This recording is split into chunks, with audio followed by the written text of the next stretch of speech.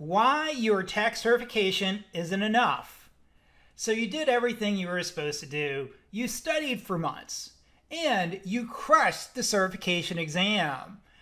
And you got the shiny new certification as a result of your hard work.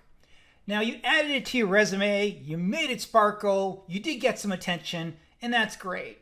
You then started firing off that resume with the new certification on it to different companies.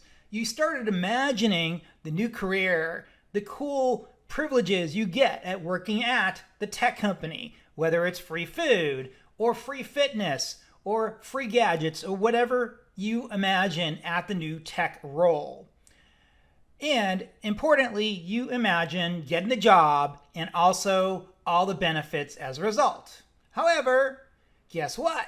You didn't hear anything. You heard crickets. Or worse yet, you will get the polite, soul-crushing email that basically summed up, similar to this, that thank you for applying. However, we've decided to move forward with another candidate.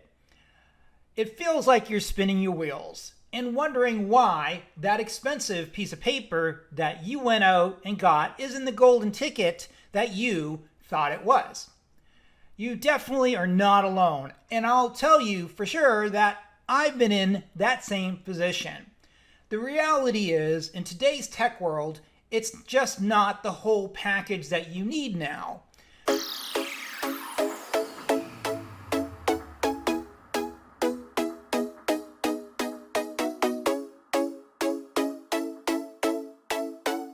In this video, we're going to talk about the real reason you're likely not getting hired and, more importantly, what you can do to fix it starting right now.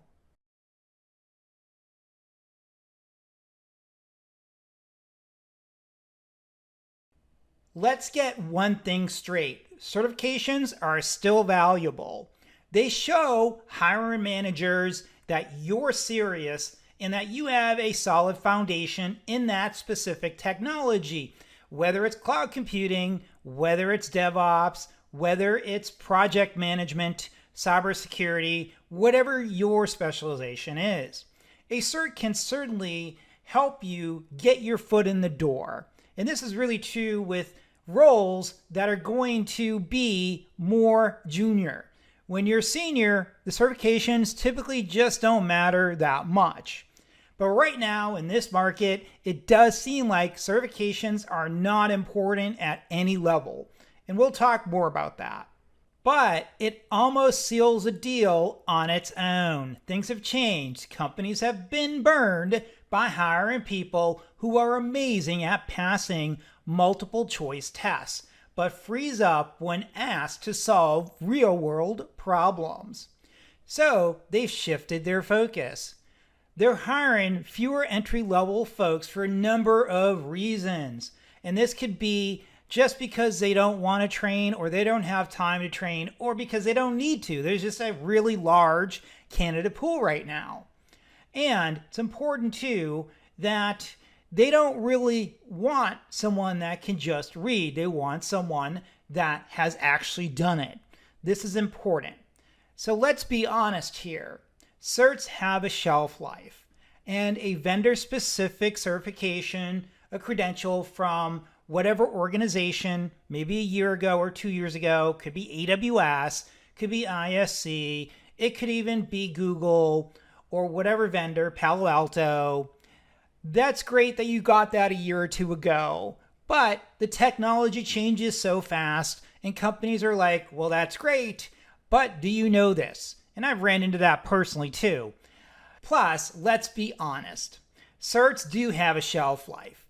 A vendor-specific credential from a couple years ago is already collecting dust as the new tech is coming out. So if you got that shiny EMC cert from 5 years ago, great, but chances are there's changes, or AWS or Google Cloud, whatever that certification is. This is why just stacking up certifications without actually doing any work is typically not a good thing in this market. The real value are the skills and the experience that you could prove in a number of ways.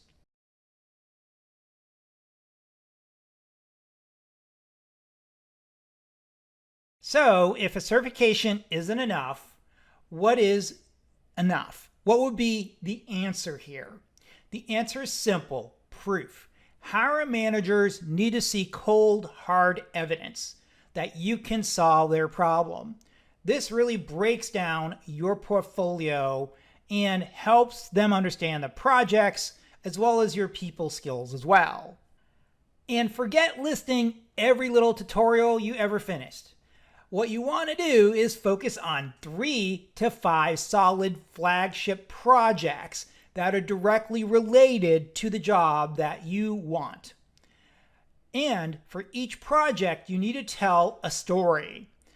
Don't just show the final product, but explain what the problem was, what you did, what tech you used, and what was the value you provided.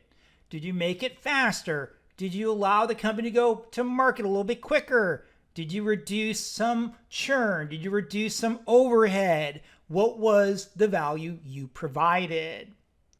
Before we continue with the video, please definitely check out Cloud Interview Ace if you're getting ready for that cloud computing interview and you need some help getting ramped up for that ever-critical cloud computing interview. Whether it's AWS, Google, Azure, or any other platform, this is a hybrid program that is going to allow you to go through all the important technical and soft skills you'll need to ace the cloud computing interview. And there's also coaching as well and whiteboarding sessions that'll really enable you to provide value in your interview. It's called Cloud Interview Ace. Please check the description for the discount code and link for Cloud Interview Ace. Your portfolio is where you put all the goods. We're talking links to your GitHub, diagrams you've designed, case studies, or even video demos as well. If you've written white papers for companies, that's just as good. The real tangible proof of what you can do, and a PDF certificate just can't actually compete with that. Next up is your soft skills. This is so important right now. Companies have, as we know, hundreds if not 1,000 or more candidates just on LinkedIn applying for the role. Right now, technical skills are great, but more importantly, the soft skills can really matter. This is really true if you're pre-sales. This is true if you're a solutions architect or an engineer. Now, with that said, if you're an individual contributor, this again will still matter as well. So what we have to do here is master soft skills by understanding how we work with people, how we collaborate, how we solve problems. And if you need a free soft skills course, I have one that is listed in the description of the video. It's totally free and you can take it on demand.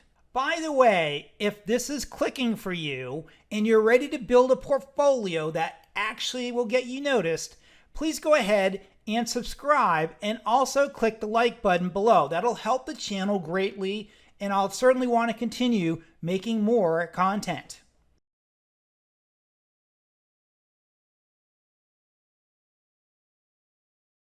So where does your certification fit in all of this? Think of your certification as a key that helps you unlock the door, so to get you by those AI bots that are controlling access to the hiring manager. However, when you get in the front door, you need to be able to communicate and show value. You're a problem solver. That's what we have to do to get noticed. The best strategy is to pair every cert you get with a hands-on project. If you get an AWS certified solutions architect cert, great. Now go ahead and use that service and build a project out and show it to the prospective company that you want to work for. Another thing I'd recommend, if you're going to be working as a cloud engineer, you need to get free trials on all the clouds. In other words, Azure, Google, AWS, and interestingly enough, I'm seeing a lot of Oracle right now. So go ahead, practice, take the free services available, learn as much as you can. This will help you connect the dots for the managers. They do want to see flexibility as well. And they do want someone that's specialized. On the other hand, they want someone that's flexible as well. This is, again, another thing I'm seeing in this market. So we have to be adaptable. So let's wrap this up. I'm sure you probably still feel stuck. You got the cert, you did the work, you passed it, you spent the money, but the job offers are not showing up. It's not because of you in a lot of cases. It's just because the rules of the game have changed. The reality is that this is an employer's market. You now have to compete with hundreds of other people and even more in some cases. So go ahead, look at the job description and try to build out projects that will catch the eye of a prospective hiring manager or even a tech lead, because they can definitely stick up for you and get you hired as well. Remember, this certification will get you noticed, but a portfolio full of real work, proven skills, something that shows problem solving and providing value will go ahead and really give you that chance of getting hired. Now, let's go build something.